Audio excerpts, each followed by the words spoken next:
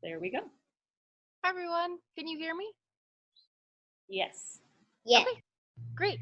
So we're going to talk about a way to make a primitive tool, and that would be cordage.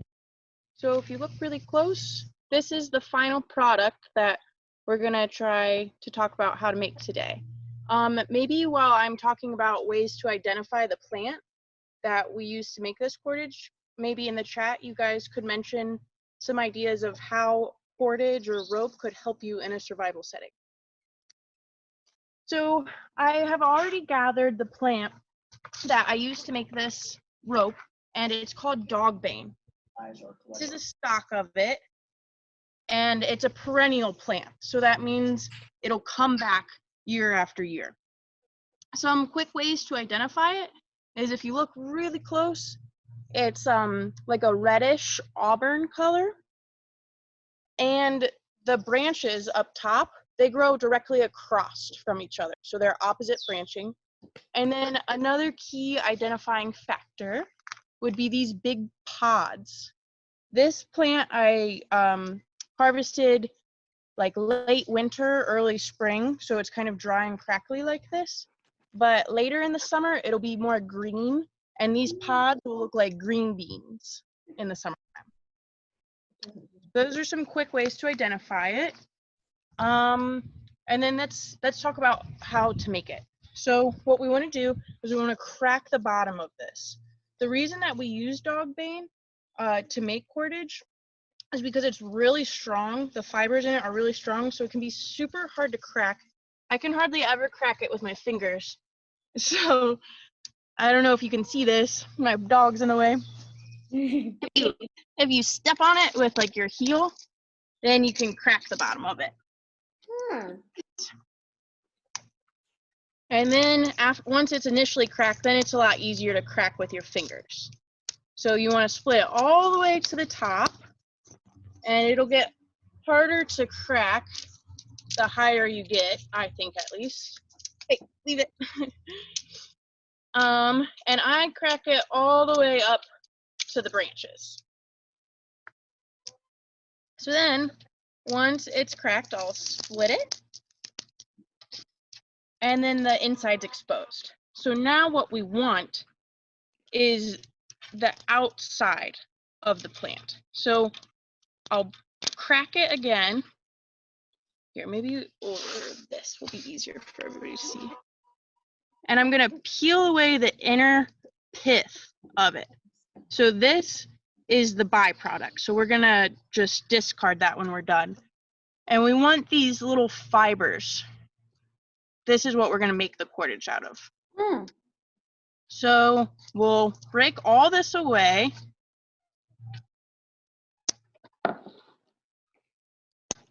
And you would do that all the way to the top. And you just do it over and over again. So you can see this is kind of a long process, and it takes a lot of patience. But it's kind of like a mindless task. So I have a really hard time sitting still sometimes. And now that a lot of my work is online, this is something that I like to do with my hands while I'm sitting watching my computer screen. It is kind of messy, so if you're gonna do it, maybe don't do it on the carpet. And then, so that's the first step. And then once you're done, you'll have this ribbon-like material left over.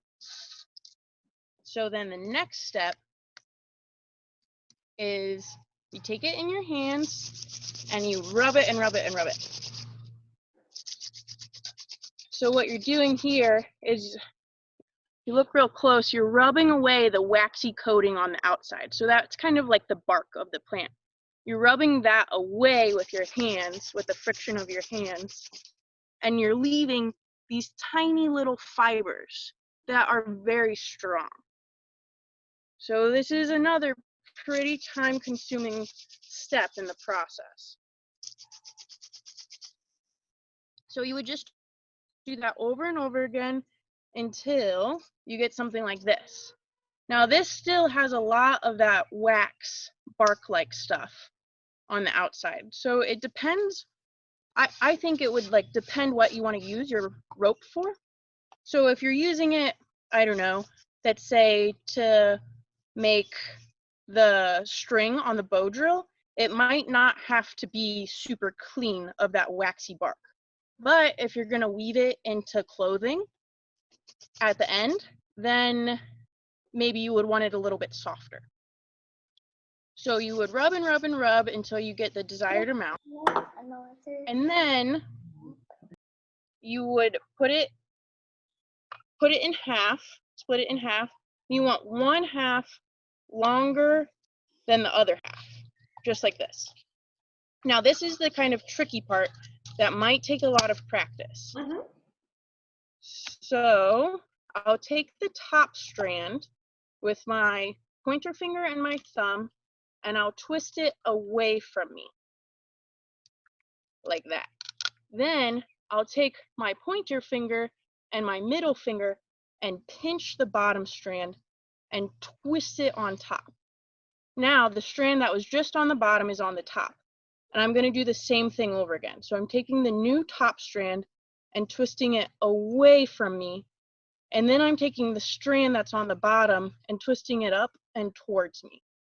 And I'm just doing this over and over again.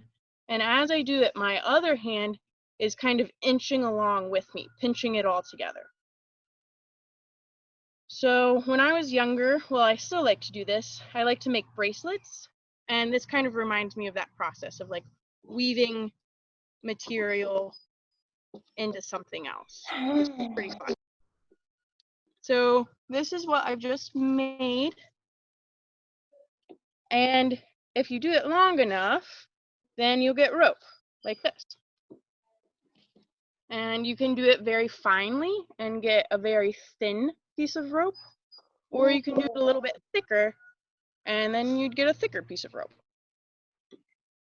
So even if I use all my might to pull and pull and pull on this, you can see it's not really that thick, but it's very strong.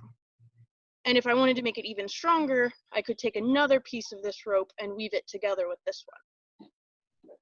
Kylie's asking, how do you connect small pieces together to make a longer rope? Is it possible? Very good question. Yes, it is possible.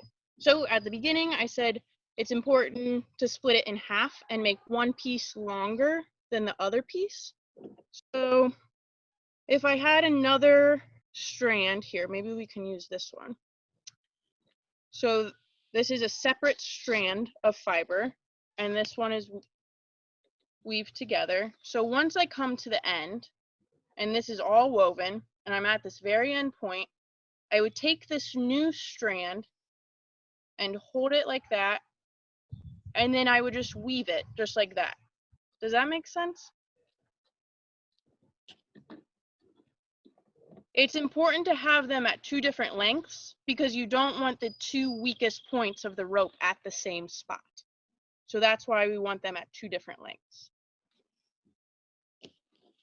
Yes, people twisting the two pieces together seems to make sense to people. Okay, good. Does anybody else have any other questions, or did anybody come up with any ideas of how you could use this rope in a survival setting?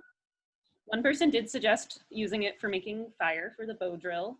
Yeah. I don't know if anyone else has other ideas. Someone says a headband. Ooh, yes, it could be a good decorative headband. I could talk a little bit more about the plant if you'd want. So it's called dogbane, and that's because it can actually be poisonous to dogs. So it can be poisonous to all animals, especially livestock. And the poisonous part of it is the sap in it, and that's called the latex.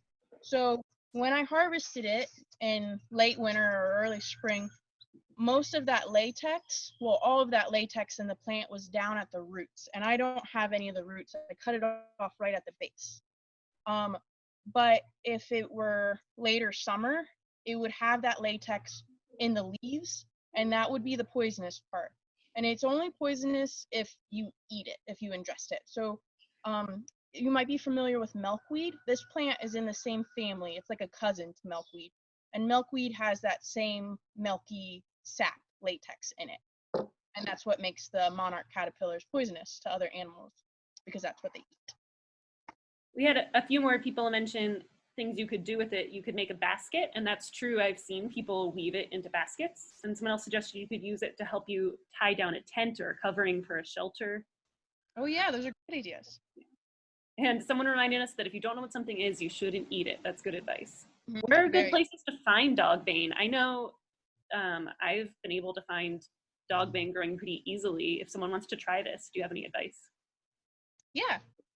So dogbane likes to grow in very wet areas, so that's probably why it's easy to find around here, is because we get so much rainfall in this part of Ohio. So anywhere where there's a lot of water collection. So I see it a lot around roadsides and railroad tracks. Like on the outsides of wetlands, you can find it. And it usually grows like in thickets. So you'll see it, you'd rarely see one dogbane plant by itself. Usually they grow in clusters. Yeah. It should also look for places that are like old, overgrown fields, just like where milkweed, where butterflies go. So I know, Madison, you got yours from the ridges in Athens, right? Yep, that's this one. Okay, we just have a few more minutes. Does anyone have any questions for Madison or for Joe? Oh, Kylie asks how long it has to dry out inside before you can make cord. Oh, that's a good question. I probably let this dry out overnight, but I harvested it when it was dry. So I didn't harvest it like right after it rained, but I harvested it like probably a few dry days, and then I went out and harvested it, and the next day I used it to make cordage. But it would be interesting to see what different outcomes you get at the different like varieties of moisture content in the plant. I'm not sure. Any other questions? Well, how can you make a basket with it? I think that would be a whole nother thing to think about, but if you looked at weaving, it's basically a weaving technique.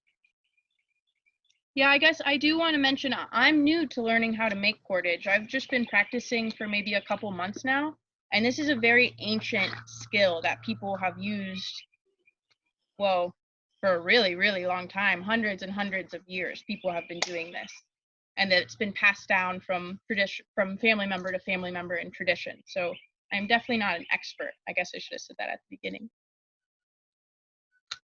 Thanks, Madison. Okay, we just have 2 more minutes, and I wanted to ask everyone before we go, what's one thing that you learned today, or one way you think you'll be able to use something we talked about today?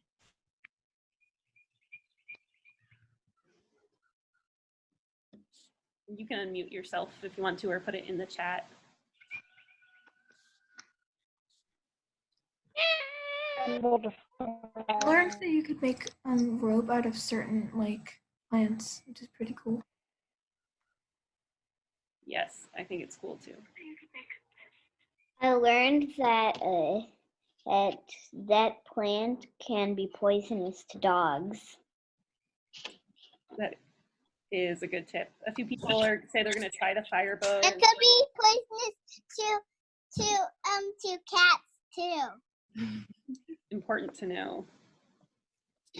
A lot of people, the ball fire made an impression on them. Every animal. Mm-hmm.